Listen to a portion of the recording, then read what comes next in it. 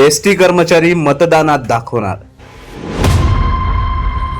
जेव्हापासून एसटी कर्मचाऱ्यांचा मोठा संप झाला तेव्हापासून एसटी कर्मचारी आक्रमक भूमिका घेत आहेत। एसटी कर्मचाऱ्यांच्या बाबतीत कोणकोणते सरकार कशा कशा प्रकारे वागले आहे ते सर्व त्यांच्या लक्षात आहे। ना एसटी कर्मचाऱ्यांना बोनस चांगला मिळाला, ना त्यांच्या फरकाचा विषय मार्गी लागला, ना त्यांना इतर भत्त्यांमध्ये वाढ मिळाली, ना ते सरकारी कर्मचाऱ्यांबरोबर आले। खूप सारे विषय पेंडिंग राहिलेले आहेत। शिंदे सरकार देईल असं वाटलं होतं, शिंदे सरकार आलं आणि गेलं।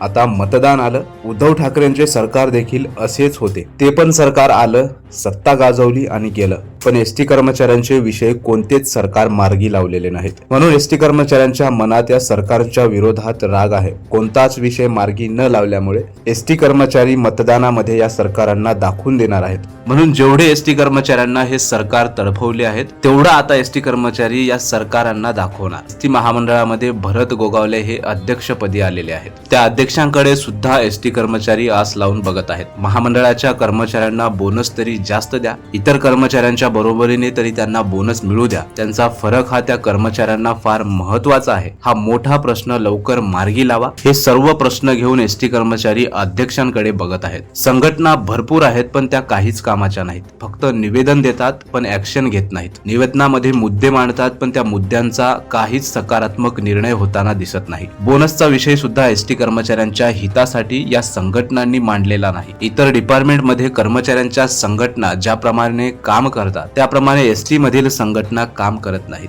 वीज कर्मचाऱ्यांच्या खूप साऱ्या संघटना आहेत, परंतु त्या वीज कर्मचाऱ्यांसाठी सर्व संघटना एक होऊन त्यांना वाढ मिळवून देण्यासाठी सरकारशी भांडतात आणि त्यांना तसा फायदा मिळवून देतात। इथे एसटी कर्मचाऱ्यांना बर्बाद करण्यासाठी संघटना बनवल्या जात आहेत। जेव्हा या सत्तेमधील संघटना सत्तेमध्ये नसतात, ज्याप्रमाणे भूमिका दाखवतात त्याप्रमाणे सत्ता हातात असताना त्यांची भूमिका दुटप्पी होते। हा सर्व राग एसटी कर्मचारी मनात धरून आहेत। मतदानामध्ये हा राग एसटी कर्मचारी दाखवणार आहेत। ज्या ज्या पक्षाचे सरकार होते आणि ज्यांनी ज्यांनी एसटी कर्मचाऱ्यांना डावललंय त्या सर्व पक्षांना आता एसटी कर्मचारी मतदान करणार नाही। कर्मचाऱ्यांचं एका अर्थाने बरोबरच आहे, कारण ते त्यांचा हक्क मागत होते पण कोणतेच सरकार त्यांचे हक्क दिलेले नाहीत, म्हणून ते आता मतदानामध्ये दाखवणार।